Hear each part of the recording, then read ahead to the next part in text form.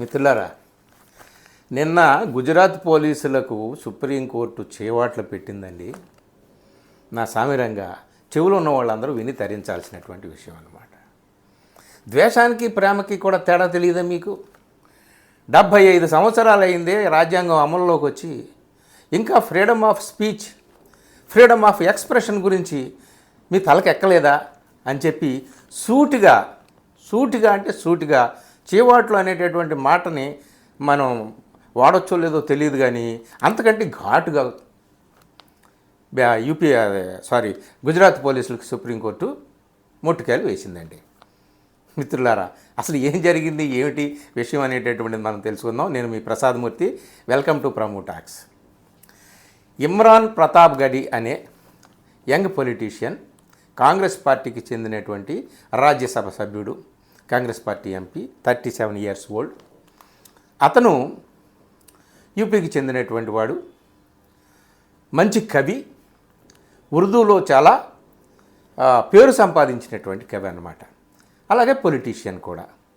2019లో ఆయన యూపీ నుంచి లోక్సభకు పోటీ చేసి ఓడిపోయాడు.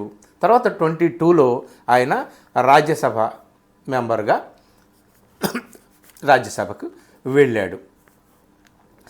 ఆ తర్వాత ఆయన 2021 నుంచి దేనికి chairman of minority department, all India Congress కమిటీకి చెందినటువంటి మైనారిటీ డిపార్ట్మెంట్కి చైర్మన్గా కూడా ఉన్నాడు. యంగ్ పొలిటీషియన్, అన్నిటికీ మించి మంచి కవి. అసలు ఏం జరిగింది? ఈయన మీద గుజరాత్ పోలీసులు కేసు పెట్టారు. ఏం కేసు పెట్టారు, ఎందుకు కేసు పెట్టారు అంటే, ఆయన ట్విట్టర్లో, అది ఎక్స్ కదా, ఒక క్లిప్పు పెట్టాడంట. ఆయన మీద పువ్వులు పడుతూ ఉంటాయి, దాని వెనక ఒక పాట వస్తూ ఉంటుంది. ఆ పాటలో విద్వేషాన్ని, 2 వర్గాల మధ్య విద్వేషాన్ని రెచ్చగొట్టేటటువంటి మాటలు ఉన్నాయంట. అది గుజరాత్ పోలీసులకు విద్వేషం పట్ల అంత విద్వేషం పొడుచుకొచ్చిందనమాట. తీరా చూస్తే అది కొన్ని సెకండ్స్ ఉందన్నమాట. సో అతనేమంటాడు, ఆ కవి, రాజకీయ నాయకుడు ఇమ్రాన్ ప్రతాప్ గడి ఏమంటాడు, నేను మనకు బాధ కలిగిన దాన్ని ప్రేమతో ఎదిరిద్దాం, ప్రేమతో అనుభవిద్దాం అని చెప్పేసి అతను, నేను ప్రేమను ప్రచారం చేస్తున్నాను, విద్వేషాన్ని కాదని అతను అంటున్నాడు. కానీ అతని కవిత్వాలు ఈ విధంగా ఉన్నాయని చెప్పి వాళ్ళు పోలీసులు వాదిస్తున్నారనమాట. అతని మీద క్రిమినల్ కేసు పెట్టారు. దానికి సంబంధించి ప్రస్తుతానికి తీర్పుని రిజర్వ్లో పెట్టింది సుప్రీంకోర్టు. ఈ సందర్భంగా మొట్టికాయలు వేసిందనమాట. అతను మొదట్లో హిందీలో అతను అలహాబాద్ యూనివర్సిటీలో ఎంఏ చేశాడు, హిందీలో ఎంఏ చేశాడు. హిందీలో మంచి కవి.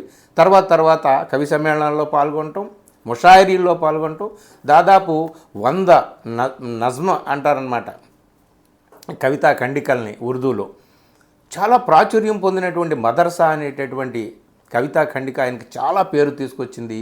అలాగే మై హూ కాశ్మీరీ అనేటటువంటి కవిత, ఇట్లాంటివి చాలా ఉన్నాయి. అయితే ఒక ముస్లింగా, ఒక మైనారిటీగా, ఈ దేశంలోనే కాదు ఏ దేశంలోనే ఒక మైనారిటీ వ్యక్తి అనుభవించేటటువంటి ఆవేదన, బాధ, క్షోభ ఏదైతే ఉందో అది ఈయన కవితల్లో కూడా ఉంటుందన్నమాట. సో అతన్ని ఆ విధంగా ఒక చిన్న కొన్ని సెకండ్స్ కవితని టార్గెట్ చేయడం అనేటటువంటిది జరిగిందా, లేదా దాని వెనక ఇదంతా ఉందా?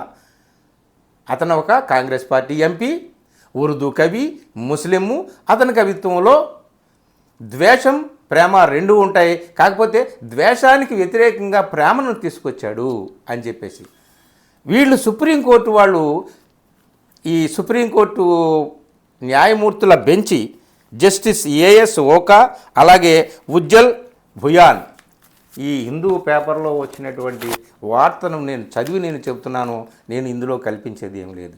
ఈ 2 న్యాయమూర్తులు గుజరాత్ పోలీసులకు చాలా భయంకరంగా చేవాట్లు పెట్టారనమాట.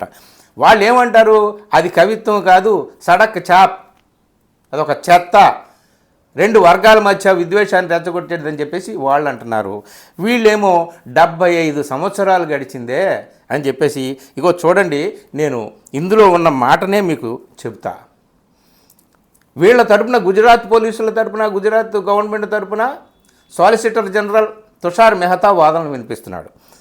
సో ఆయనకి సీదే అంటే డైరెక్ట్గా సుప్రీంకోర్టు ఏం చెప్పిందో చూడండి. Justice Oka said the case raised the question whether the police of the country had still not wrapped their heads around the fundamental right of free speech and expression even 75 years after the constitution.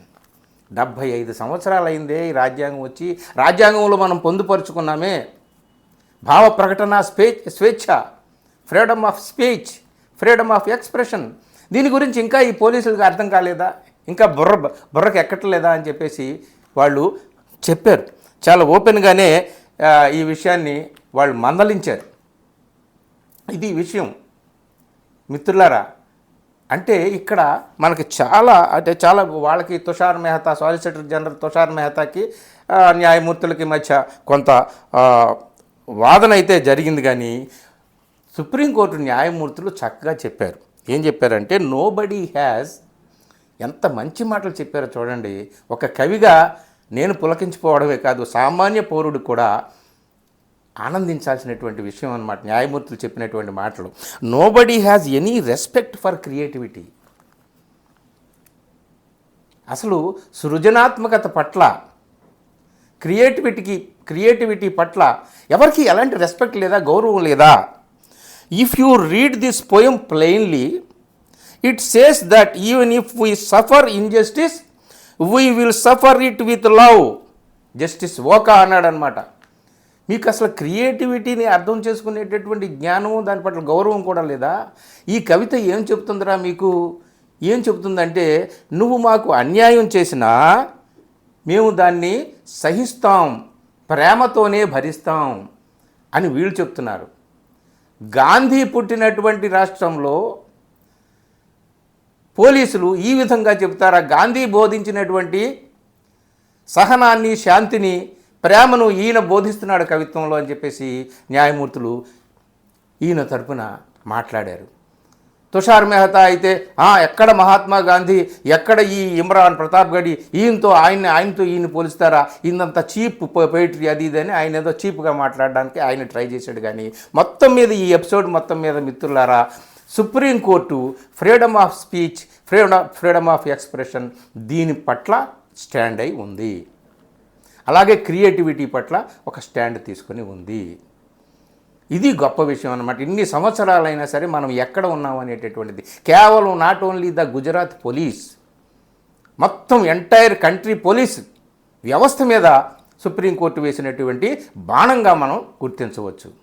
కవులను తీసుకెళ్ళి జైళ్ళలో పెడుతున్నారు కదా. వరవర్రావు 80 సంవత్సరాలు నిండినటువంటి వృద్ధ కవి, మన తెలుగు కవి వరవర్రావు, ఆయన రాసిందంతా ప్రజాకవిత్వం కదా. మరి ఆయన కవిత్వంలో ఏమి ద్వేషం చూశారు, ఏమి దారుణం, ఏమి దౌర్జన్యాలు చూశారని చెప్పి ఆయన్ని ఎంతకాలం బంధించి ఉంచారు. ఎంతోమంది కవులు, కళాకారులు ఇంకా మగ్గుతున్నారు అనేక రకాల కేసుల్లో కదా. సో అంటే ఒక చోట ఈ రకమైనటువంటి స్పందన అత్యున్నత న్యాయస్థానం నుంచి వచ్చినప్పుడు మనకు మరి కొందరు గుర్తుకొస్తారు. అప్పుడు పోలీసులు ప్రదర్శించినటువంటి ఆ తీరు పట్ల కూడా మరి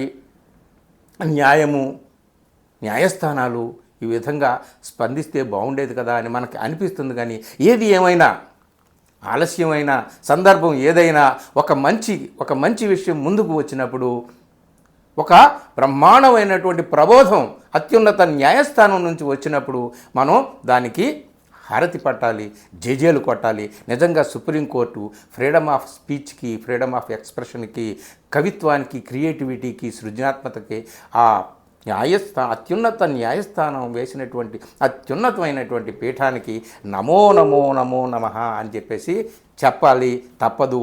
మరి పోలీసులు అందరూ అర్థం చేసుకుంటారా ఈ విషయంలో ఏమో. కానీ ఇమ్రాన్ ప్రతాప్ గడి ఏం కవిత్వం రాశాడు ఏమిటి అనేది తర్వాత ఎప్పుడైనా మనం తీరుబడిగా చూద్దాం. ఇదండి మొట్టిగాలు వేసింది. కవిత్వం చదవండిరా నాయన, సృజనాత్మకతను అర్థం చేసుకుంటారా నాయన. ఇప్పటికైనా సరే ఫ్రీడమ్ ఆఫ్ స్పీచ్ని గురించి కనీసం గౌరవంగా ఉండడం నాయన అని చెప్పి సుప్రీంకోర్టు మొట్టికాయలు వేసిందనమాట. దీని మీద తీర్పు ఏమిస్తుందో సుప్రీంకోర్టు అనేటటువంటిది తర్వాత చూద్దాం. ప్రస్తుతానికి ఈ వార్త అయితే నాకు మంచి ఆనందాన్ని ఇచ్చింది. దీన్ని మీతో షేర్ చేసుకోవాలని అనిపించింది. ఇది మీకు కూడా నచ్చితే మిత్రులకు షేర్ చేయండి. అలాగే నా ఛానల్ని సబ్స్క్రైబ్ చేయండి. Thank you very much.